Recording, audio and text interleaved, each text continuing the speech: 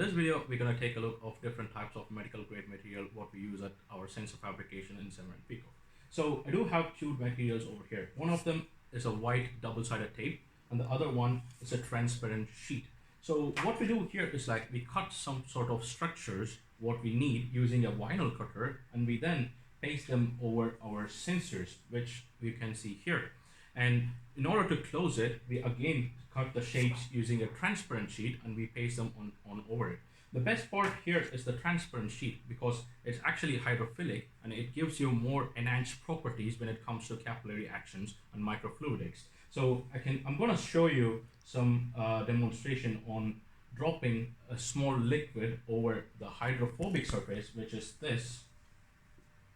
So we can see that liquid is not quite spreading, but if I'm going to drop it on this hydrophilic sheet, it's quite spreading all around.